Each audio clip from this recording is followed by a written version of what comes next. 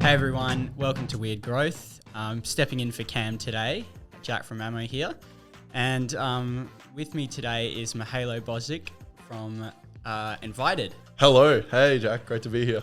So Mihailo, just a quick intro to you. So what I've read so far is that Envited creates events for any social media in under 2 minutes. And the awesome thing that I think I like about Envited so far is it's just so lightweight. Yeah. Like it's just really easy, click, and you've got an event. I think that's like personally why we wanted to have you on. Oh, thank you. It's like yeah. one of the things where like I can see this growing really rapidly because it's nice and lightweight. So, but just before we kick off, introduce yourself. Tell us a bit about you. Yeah, hey, so I'm Mihailo. It is a very interesting name because my family is from Serbia. So my actual full name, when translated to English, is Michael Christmas. Yeah, which is a little fun fact, like whenever I get a fun fact, I always tell people that.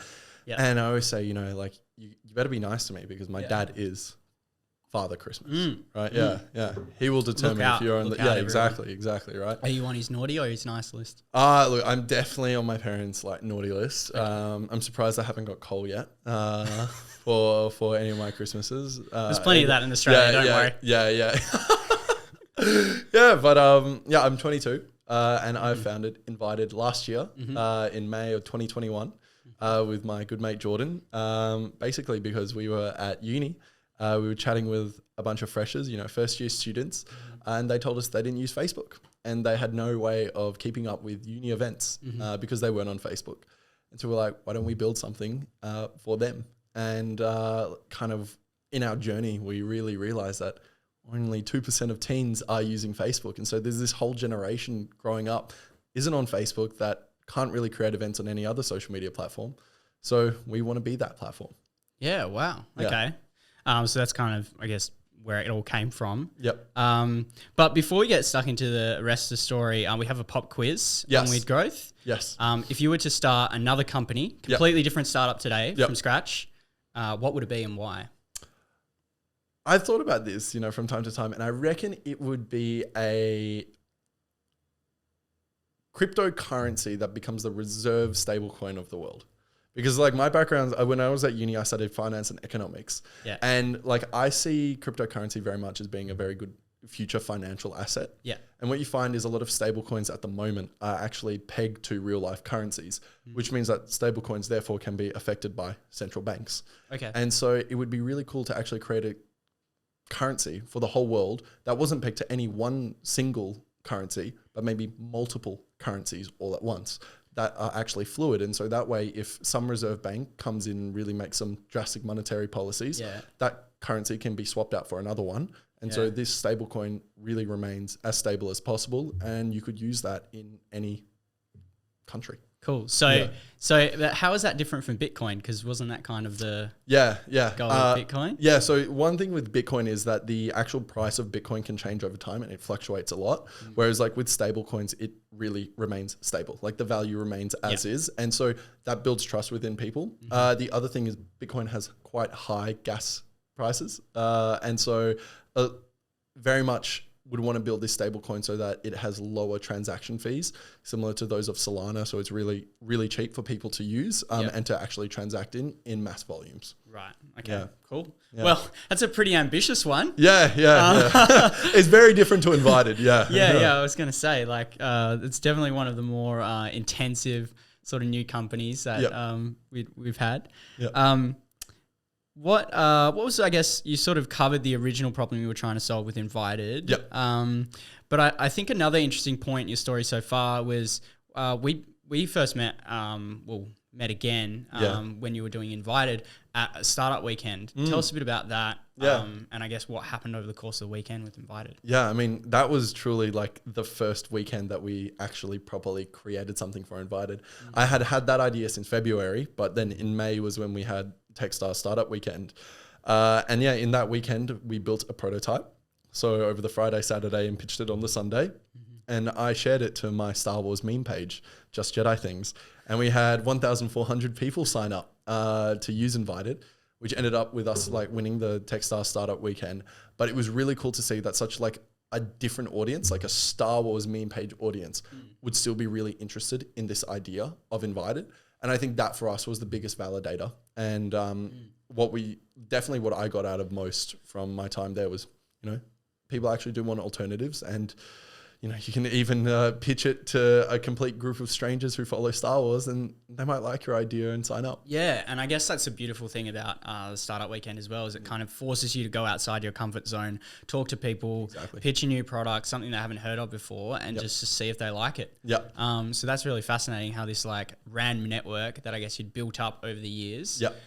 Tell us a bit about that experience. What was it like? Like how did you start Just Jedi and I guess that page? It's so funny. Good story. It was in December of 2015 when The Force Awakens came out. I went to watch the midnight premiere with one of my mates, Marco, and we came out of that cinema and I was like, well, I just want to make some memes about it because it really reminded me of A New Hope, and I was like, well, we got to make some memes. And I know at the time there were all these Just Girly themed memes going on, and so I was like, perfect, let's create Just Jedi Things. Yeah. And so what started out as just making memes between like Marco and myself quickly spiraled into like making it for all of my friends, and then my friends would share that with their friends, and it pretty much in a year, Just Jedi Things blew up from 0 to 100,000 likes. That's nuts. Which is crazy. And so I still remember in high school, especially English class, I wouldn't spend any time doing my work in English. I was just making memes. Yeah. And so kind of for 3 years, I was just making memes throughout school. And that eventuated in me getting a job at Social Chain, which is a social media marketing company based in the UK. Sick. Their founder is Stephen Bartlett, who's on Dragon's Den. Yeah. Really? In the UK. Yeah. Holy crap. Yeah. And so I was their first Australian-based employee. And so I was working from home before it was cool. This was back in 2017. The OG remote worker. Yeah, exactly. Yeah. The remote. Yeah. The nomad, digital nomad as they call it, and I was making memes, throughout school, and I still remember that my parents didn't believe me that I had a job making memes, and I was like, well, here's my paycheck, and they believed me. So you really showed that English teacher, hey, like, I did, it was a productive use of my time. Yeah, It's still application of words, but just with pictures. Exactly, it's definitely a more sophisticated approach, right? Rather than expressing all of your emotions just through written words and in long essay forms, it's pretty much like 4 words and a picture. Yeah, and I think that is the true art of memes. Yeah, I think the thing that strikes me about them is the simplicity, right? Like, I can't believe we're going into this, but it is really funny. No, and I think the reason why they grow so fast as well is just the simplicity, like with the Will Smith, like fucking slap thing. Well, we might need to bleep that bit out. But, that slap, like, just changed the game. But then, like, if we're to go like way back, I mean, what are some of the sort of, ones that stood out to you, like historically, like honestly, probably before Doge and stuff. I mean, Doge is another wave. But so I really like to break up memes into eras. Okay. So you have your early meme era, the prehistoric times when it was all impact font text on, those standard meme templates. Right. Then you moved into kind of the Trollolol comic, where you have the troll face, Me Gusta, all of those. And then really memes started going from this niche back in those days into the mainstream in 2016 when one of the most tragic events in human history occurred, which was Harambe being shot dead. And Harambe's death, God rest really, his soul. Truly one of a kind. Probably did a lot more for humanity than most humans, really. Definitely. And that really started the meme culture that we're in now, the mainstream meme culture, which led to Harlem Shake, people going through. That's when I was at uni. Exactly. I feel that. And so you really had that kind of renaissance of meme era then. Renaissance. Yeah, and now we're kind of getting into the shitposty side, where the meme admins are moving away from being millennials to being Gen Zers. Right. And so you're seeing a lot more.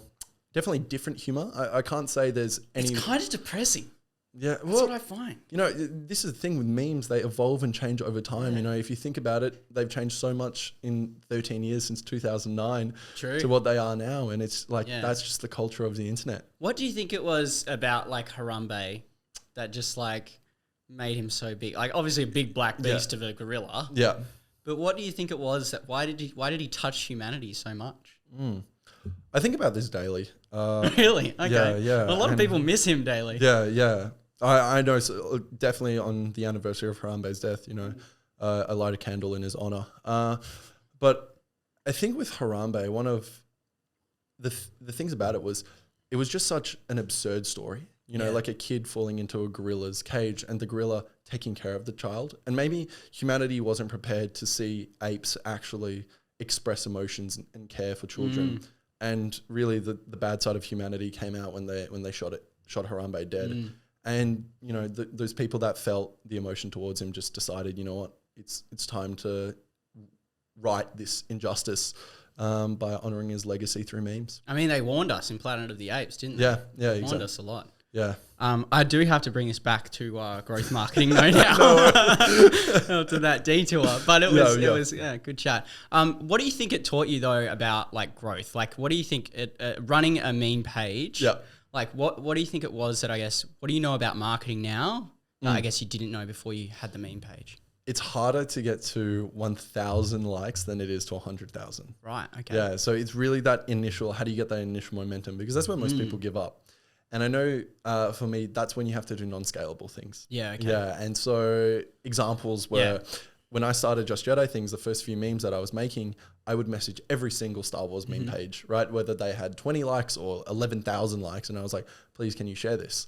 You know, 90. Please, bro. Yeah, please. Yeah, exactly. Yeah, like I'm begging them online, right? And most would say no or not reply. Yeah. But then you would have, you know, that less than 5% that do share it. Yeah. And so from them sharing it, you know, maybe a few extra likes come onto the page. Right. Right. And I'm doing that every day. Right. So it's more one-to-one relationships. Exactly. You know, with those first initial customers or first initial, I guess, networks to get that referral. Exactly. Getting the referral going, building those relationships. I know whenever like someone new likes a meme on Facebook, you can actually invite them to like your page. And so it's like going through that and inviting them to like your page. Yeah. And so like building that first 1,000 users was really the hardest grind. And then once you hit 1,000, then what happens is every time you're uploading it, you know, you've already got this audience that's ready to share it. Yeah, cool. Or ready to like and engage with it, which means that it's, exactly. Already trust you. Yeah, it shows to more people, which then naturally like leads to the flywheel of an increase in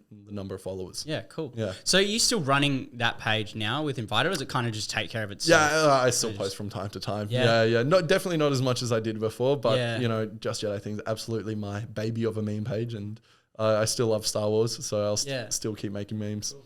And what about Envited? How did you find the first customers, like beyond that initial, I guess, posting up on your, you know, already captive audience from the main page? How did you grow those sort of first customers or early users for Envited? Yeah, well, it's actually very interesting because one of our earliest users, her name's Rosa. She actually DM'd Jordan on LinkedIn. So Jordan is my co-founder. And she DM'd him because she had seen from her friend that we were in existence, and she was like, oh, I want to use something other than Facebook events for my housewarming party. Okay.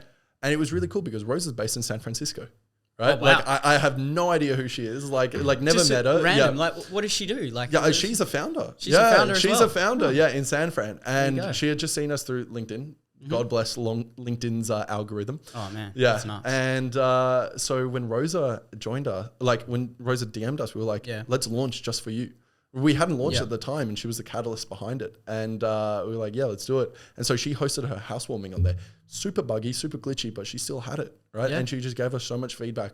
And they talk about, when I say they, I mean like, you know, startup mentors. They always talk about when you launch, you should be embarrassed. And I was really embarrassed. Like I was like, I would not use this site. Yeah.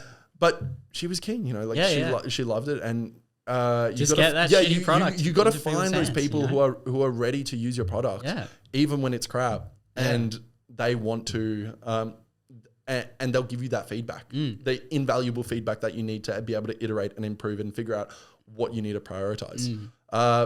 Going around to the early customers, I mean, she came to us, right? Yeah, that's cool. But the reason why she came to us was because we were building in public. You know, I was posting this on LinkedIn, posting it on Twitter. And she had seen it through a friend of a friend. Yeah. So it's one of those things where if you want people to find you, you have to be visible. Yeah. Yeah. And I think building in public is quite daunting because you're vulnerable, right? Like talk to me in 6 to 9 months time and tell me whether or not Envited like still exists. Right? Wow. Yeah. But no, it seems to be a trend though. Like it's something I'm noticing a lot more of, this building in public. Yeah, like I've seen it with a few other brands, like I saw it even with the early work community as well. Yep. But are there any others that you kind of look up to? You're like, who are building in public? You're like, oh man, like. Yeah, I know Steppen, so another startup based in Melbourne. So I know the founder, Kara. Crypto, right? Like no, Steppen. Oh, that's a different Steppen. That's a different Steppen? I think they're in some Startups sort of disagreement about the names. But no, this is Steppen. It's a fitness app. Yeah, and Kara, the founder, she's amazing. She posts, at least monthly updates on just how Steppen's going, kind of building it out in public. That's and cool. I love what she does because, she posts a Medium blog article and you can read it, anytime what's going through her head, what are the biggest challenges, how's Steppen changing over time. Yeah. And I think that's really cool to see in real time. Yep. How do you go about keeping, I guess, that dialogue open, like with those early users, like getting feedback from them and other things like that? Tell us a bit about that process, I guess, that's kind of happening. Yeah. So the one thing like with Envited, for instance, is whenever we have a new user, the way that they sign up is through their mobile phone number. So I have their phone number. So what I do is I call them up. Literally. Yeah. I call them up or I'll text them. I'll be like, hey, look, I saw you created an event on Envited. I'd love to jump on a quick 15, 30-minute call just to discuss how you found it. Awesome. Yeah. I think that there's no secret formula. It's very much just like go do the hard work, email them if you have their email, call them if you have their number, right? Just get something out of them. And they will tell you that one little nugget of information you need to figure out how to go viral. Yeah. You seem to be killing it, but I want to sort of take this to a different route. What do you think is like the biggest challenge for your growth right now? Like what do you think's like stopping you from that? Well, for one, we're still in beta. So so we haven't probably like launched publicly. Building in public, but not. Yeah, building our beta in public at the moment. I think the biggest challenge is, so because we're a consumer social app, it's so important to get like 4 things right. So the first is getting the aesthetics right. People care so much about aesthetics, especially for their own events. The second is being fast. And so that's, having fast load times on your pages because people want it snappy. They want things done, but they also want it to feel fast in terms of creating an event. That psychological thing of like, actually, it's not going to take me a long time to create an event. I can create it almost instantaneously. The third thing is being desktop friendly. So we optimized Envited for mobile and we're building it for mobile first. But then we noticed, people host events on desktop all the time. And so we need to build out that desktop responsiveness. And the fourth thing is having no technical errors. And that's the hardest one because, like there's always going to be bugs to fix, but especially around the foundational features. And so those are the features around creating an event. I mean, does it do what it says in the box? Exactly. Just at least that. The bare minimum, right? Before you go into all the like fancy schmancy features, can you create an event? Can you invite someone to that event? Can you respond to the event? And those 3 things, like, even though it sounds easy, like I know our competitor, actually in Australia, half of Australian phone numbers don't work because they have a glitch where, 04 will work, but when you just do like +614, that doesn't work. Right. And so I talk to people who have used our competitor and they think like they won't use it again because half the people couldn't RSVP to it. And something so simple like that is so important to get right. And that's why it's so important to have no technical errors. How do you go about like finding that? I guess it's just like making sure you got that open dialogue, right? But like there's always those little speed bumps which you had no idea were causing like all these leaks in your funnel and all these leaks in your growth. Exactly. But if you don't have those conversations, I guess like you're not going to find them, are you? So exactly. Yeah. It's all about chatting to people relentlessly. Talk to your users. That's my one piece of advice to founders. All right. We got to that already. I think one of the other things that I just wanted to look at now was I was really impressed with, I guess, the raise throughout the pandemic, and you pretty much did that over Zoom, right? Like, entirely over Zoom. So alongside Jordan, my co-founder, we raised $350,000 as our initial pre-seed round. We raised that as first-time founders straight out of uni. We're both like 22, 23 years old. And we did it entirely over Zoom. And I actually am so grateful for Zoom because one, we're based in Perth and all the VCs in Australia are based in Sydney and Melbourne. And 2, Zoom actually makes it highly efficient. Like normally when you have a half an hour meeting in person, you'll have quite a bit of time at the beginning just building rapport, just a bit of small talk. And then you won't actually get into the substance of it so quickly. Yeah. But when you're over Zoom, right, like you have at most a minute or two of rapport building and then you're straight into it. And I love the efficiency of that. Like, it's nice to, chat to people. So who did you go with? Who did you raise with in the end? Galileo Ventures. Yeah. Okay, so I mean, one of the big things that I don't think gets talked about ever is actually having investor founder fit. Right. Okay. Because in my fundraising journey, what I found is there's a lot of investors who like your company and you as a founder just aren't compatible with. And like, for instance, I'll take Envited is we're a consumer social app.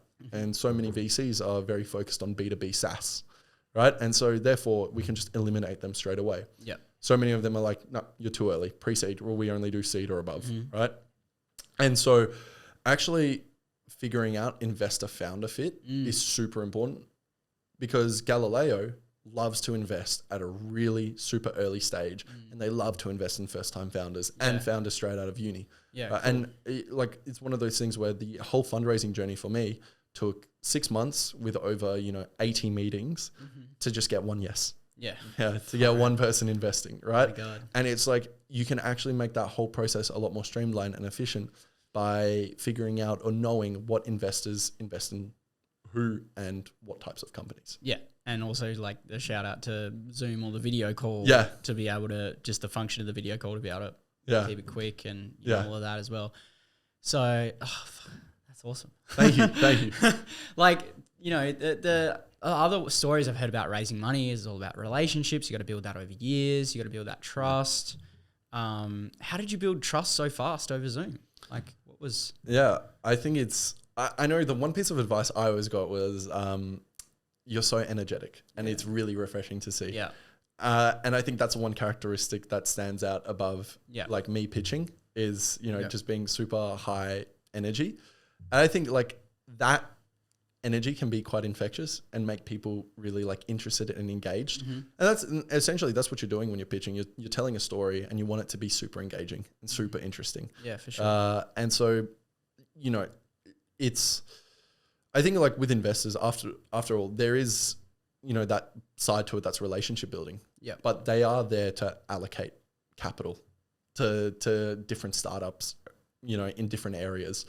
And so if they like your startup, they like your story, they like your market and your traction and or your product, they'll invest. Yep. So how big is the team now? We have, let me calculate in my head. Oh my God.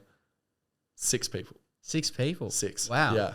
So it was just you and Jordan and now you've gone to 6. Wow. So it started with Jordan and myself, and then kind of once we closed our round in at the beginning of this year, we immediately started hiring. So then we went to 1 employee, 2 employees, and now we've got 4.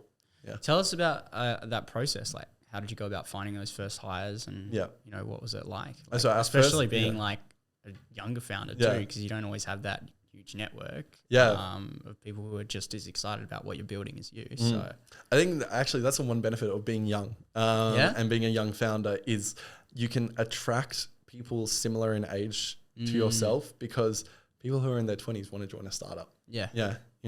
Some people want to become auditors, all right?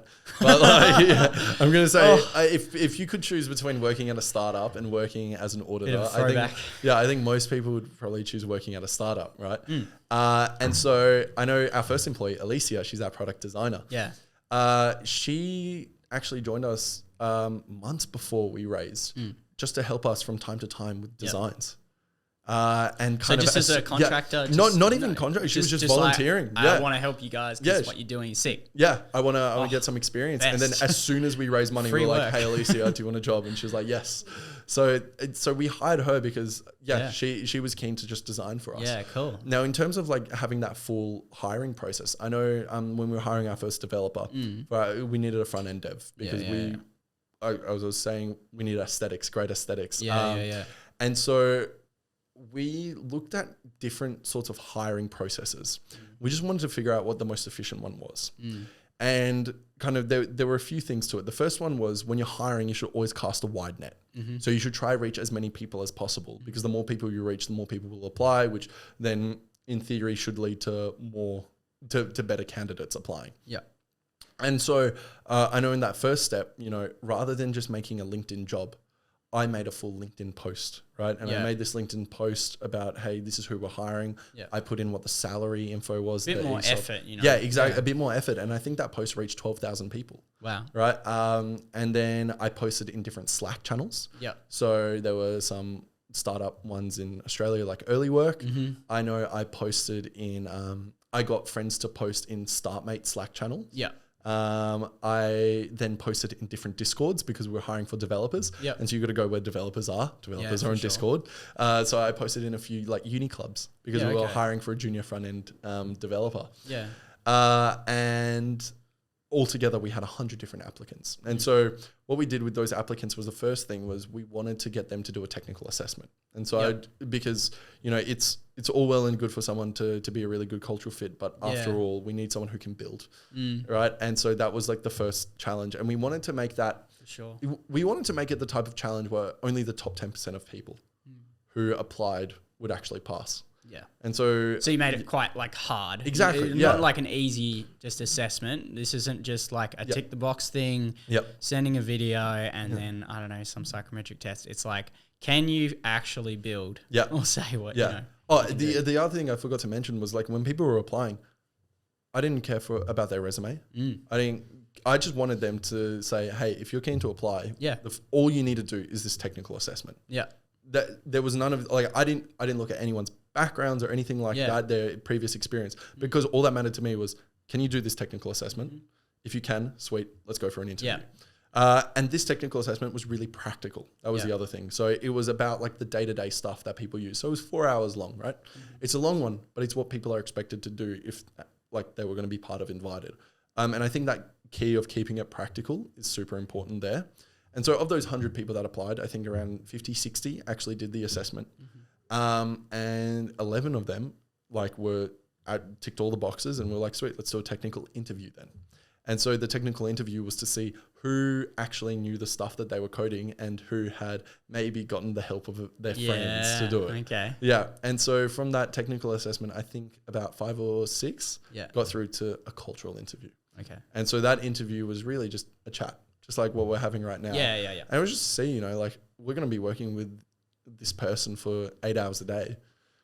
Let's make sure that they're one, we can have a chat. They might be funny or be like there, like show up. But also just like we can have fun together too and like create this company like and take it in the right way. Exactly. That's exactly what we do here as well. Like we've got the challenge, we've got a growth challenge. So we give you case study around like, okay, what would you do with this startup or what would you do with this company? How would you grow it? What would the funnel look like? You know, what would be some designs, some mock-ups, some ads, like landing page, whatever. And people have come back with some crazy ideas, like things that are completely out of the box and strange, but that's awesome. We love it because you get to show off, I guess, the skills that you've built up over time, but also your way of thinking. And if you can bring that different way of thinking, contribute that to the team, I mean, we're going to come up with better ideas. 100%. I think creativity is probably the most underrated skill to hire for. That was actually one of our criteria. Hiring for a developer is how creative they were. How did you assess that? Like, how do you assess creativity? Essentially, we gave them a task where we were like, we want you to build out the create events process. Right. And so we didn't. So in the different tasks that we had, two of them we provided Figma files for. So it was very much testing, you know, their CSS skills because they had something to go off. But this one was like, this was testing your creativity. How would you actually create the create events process, right? And, you know, like you've got a lot of people going through the stock standard route. And you had some people who had really interesting ideas. And we're like, that's cool. You got to kind of look at empathy in that as well. Like how much of an understanding do they have of like the customer, where they fit in. So I think that's good. What's next? Like what could be next for Envited? I know there's a bit of running around today. Got like product stuff coming up. So today was an exciting day because we were talking internally about when we're launching. So we're looking at launching in the next 3 weeks. Oh, publicly. First. So very exciting stuff. Nice. And so it was very much assigning what are the tasks left to do? What are the bugs we need to fix? Let's get this cracking. Cool. So next is by hopefully the end of May. Okay. Envited.io will be up. Envited.io will be in show notes. Yeah. Will be up and running nice. for people to try it out. Sick. Yeah. Well, we'll make sure we put it in the links so that people check it out. You mentioned your one big piece of advice earlier. Yes. What was it again? It was like it's just talk to your users. Talk to your users. That's it. It's super simple, and it's like, don't overcomplicate it. If you have their phone number, call them. If you have their phone number, build a product where you can get their phone number. Exactly. Yeah. I mean, we made a wait list. Maybe that's what. Yeah. We made a wait list where all we did was ask people for their phone number. Yeah. You know, like secure your username by putting in your phone number. Yeah. Perfect. Got your phone number, done. I'll call you up. There you go. Yeah. There's the hack. Yeah. And it's, people don't expect it, but I think it's so important as a founder to be so close to your users. Yeah. Because I would say for me, I'm a product founder. Mm-hmm. I am obsessed about improving Envited. Mm-hmm. And the only way I can actually tangibly improve it is by knowing what users are frustrated at and what they love. Yeah. Yeah. Fair enough. Well, it's been awesome, man. Before we wrap up though, show and tell time. Yep. So a tool, a gadget, maybe a product that's like in the $200 mark or just a SaaS. What's the one thing that has like changed your life over the last year or so? What's your like thing that you can't go without? You can't live without it. Can be anything. And see, because you limited it to $200, I'm like, oh damn, that's tough. No, don't worry about the budget. We had a guy bring KC holiday, brought in like a drone. A drone, wow. That like follows him like when he's like that's out sick. On his like bike, going through like or trekking or whatever, like just for activities. So any cool gadgets or anything like that. This thing has just made me so much more productive. Really? 2 monitors. That's 2 monitors. 2 monitors. The life hack. Oh my god! It has. So what do you got? You got the one screen there, and then you got the 2. Yeah. So I've got a horizontal monitor. So that's my main monitor, and then I have a vertical one as well. And so like with the horizontal, that's where I do all my main work stuff. Yeah. And then on the side, I'll have Slack messages. That's cool. I'll have like whatever website I'm on. If I need to copy something across from this to that page. The mobile view. Yeah. Exactly. So dual monitors. Dual monitor is so good. Yeah. Like for productivity. Gamer? Are you a gamer as well? Oh, look, I game on PS5. So I'm very much a PlayStation fanboy. Productivity hack. So what kind of monitor setup you got? So horizontal. I mean like what like brand? Link in the show notes. Any preference or just whatever? So I got a gaming monitor. It is an MSI QRF QD. Yeah, I think that's roughly the exact serial number, badge number. I'm trying to remember. We'll put it all in the show. I just remember because I was trying to figure out. It has 1 millisecond response time. What every gamer needs. Nuts. Yeah. 2K display. So pretty solid. Cool. Any final plugs? Where should people? Oh, we've got Envited.io. Yeah, Envited.io. I mean, we're on Instagram, Envited.io, TikTok, Envited.io, website, Envited.io. So just search up Envited, and people might hear my accent and think it's invited, but it's actually invited with an E. With an E. Yeah. With an E. Make sure you get that. Okay. It's like email, Awesome. Cool. Well, that's it for today. Thank you so much. Thanks so much, Mihailo. Thanks for taking my weird growth virginity. Yeah. Hey, no worries. Anytime, Jack. You were so great today. It was good fun.